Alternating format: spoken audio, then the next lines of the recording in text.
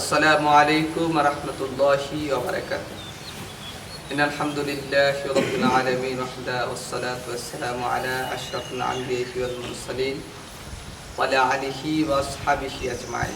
সম্মানিত মুসলমান ভাই বোনেরা, মৃত্যু আমাদের প্রত্যেকেরই আসবে।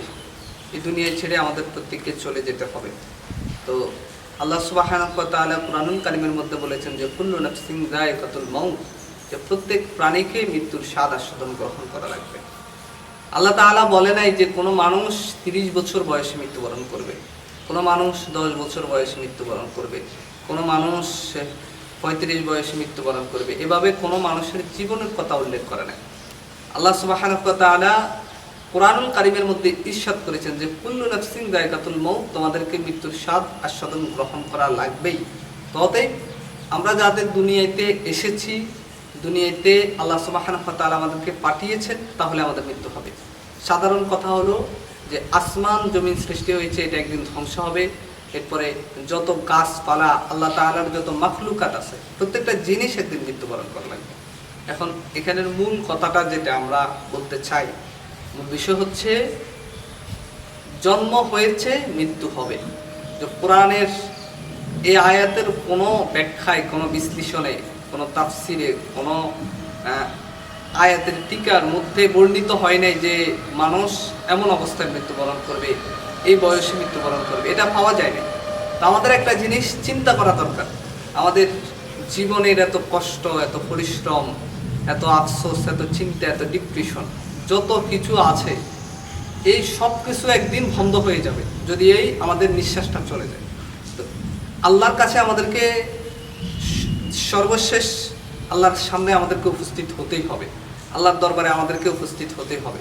তো আল্লাহর দরবারে উপস্থিত হওয়ার জন্য আমাদেরকে যে কাজগুলো করতে হবে, প্রাথমিক পর্যায়ে আমাদেরকে ইমানদার হয়ে মৃত্যুবরণ করতে হবে।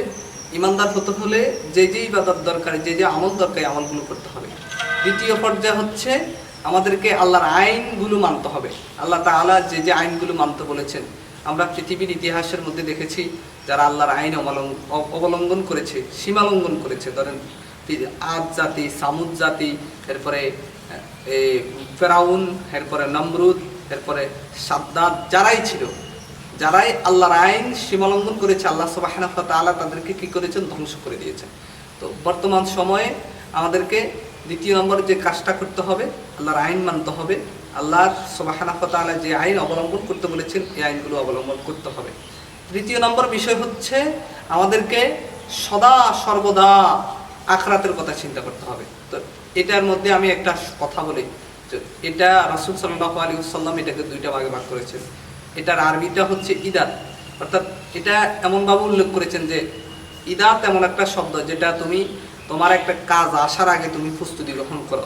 ধরো সাপোজ এক্সাম্পল, তুমি একটা কাজ করবে, একটা জায়গায় যাবে, অথবা একটা যে কোনো একটা বড় কাজ করবে, তখন তোমাকে প্রস্তুতি গ্রহণ করা লাগে, তুমি এটার জন্য প্রস্তুতি গ্রহণ করো। তদ্রূপভাবে তোমার কখন মৃত্যু আসবে এটা তুমি জানো না, তোমার কখন এই হায়াত শেষ হয়ে যায় এটা তুমি জানো না। তো সদা সর্বদা তোমাকে নেক আমলের সঙ্গে জীবন সম্পর্ক রাখতে হবে, ইবাদতের সাথে সম্পর্ক রাখতে হবে। আল্লাহ সুবহানাহু ওয়া তাআলার যে আমলগুলো আছে, আমলগুলোর সাথে সম্পর্ক রাখতে হবে। তো আল্লাহ রাসূল যে কথাটা বলতে চেয়েছেন যে ইদাত এমন একটা শব্দ যেটার মধ্যে দুইটা শব্দ আছে। একটা হচ্ছে প্রস্তুতি গ্রহণ করা। তুমি কিসের প্রস্তুতি গ্রহণ করবে? তুমি নেক আমলের প্রস্তুতি গ্রহণ করবে, তুমি ইবাদতের প্রস্তুতি গ্রহণ করবে, তুমি আল্লাহর সামনে দাঁড়াবে, কি নিয়ে দাঁড়াবে এটার প্রস্তুতি গ্রহণ করবে, তুমি আল্লাহর দরবারে কিসের জবাব দিবে এটার প্রস্তুতি গ্রহণ করবে। আল্লাহ তাআলা তোমার থেকে কি প্রশ্ন করবেন, কি প্রশ্ন নেবেন, তুমি দুনিয়ায় জীবনে কি করেছো, তোমার নিজের জন্য কি করেছো, তুমি কোন কোন নেক আমল করেছো, জান্নাতে যাওয়ার জন্য তুমি কি নিয়ে যাবে, এটার প্রশ্ন, এটার জন্য তুমি প্রস্তুতি গ্রহণ করবে। ধরেন এক্সাম্পল হিসেবে বলতেছি, আমাদের ধরেন একজন স্টুডেন্ট সারা বছর পড়াশোনা করে, পড়াশোনা শেষে সে যখন পরীক্ষা এক্সাম আসে, ভালো একটা এক্সাম অর্থাৎ সেন্টার পরীক্ষা আসে, তখন সে ওই সেন্টার পরীক্ষার জন্য এমনভাবে প্রস্তুতি গ্রহণ করে যে যেখান থেকে প্রশ্ন আসে যেন সে উত্তর দিতে পারে। তাহলে তার এত পরিশ্রম করার পরেও অনেকে দেখেন ফেল করে, অনেকে ভালো ফলাফল করতে পারে না, অনেকের উদ্দেশ্য হাসিল হয় না। তদ্রূপভাবে এই পৃথিবীতে তুমি এমন ইবাদত করবে সেটার কারণে তুমি সকল প্রশ্ন আল্লাহর কাছে গেলে আল্লাহর হেদায়েতে প্রাপ্ত হয়ে তুমি সকল প্রশ্ন পারবে। তো এই জন্য প্রাথমিক পর্যায়ে তোমাকে প্রস্তুতি গ্রহণ করা লাগবে, সেটা হচ্ছে নেক আমলের প্রস্তুতি, ইবাদতের প্রস্তুতি, আল্লাহর দরবারে হাজির হওয়ার, উপস্থিত হওয়ার প্রস্তুতি, জান্নাতে যাওয়ার জন্য সেই প্রস্তুতি। দ্বিতীয় নম্বর হচ্ছে জিহাদের প্রস্তুতি। জিহাদ দ্বারা কি বুঝিয়েছেন?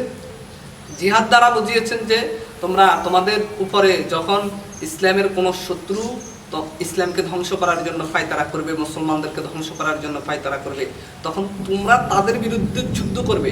আল্লাহ রাসূল সাল্লাল্লাহু আলাইহি সাল্লাম স্বয়ং 27টি যুদ্ধে অংশগ্রহণ করেছেন। আমাদের সমাজের মধ্যে দেখা যায় যে বিভিন্ন দল মতাদর্শ এখন আমাদের দেশের মধ্যে আছে।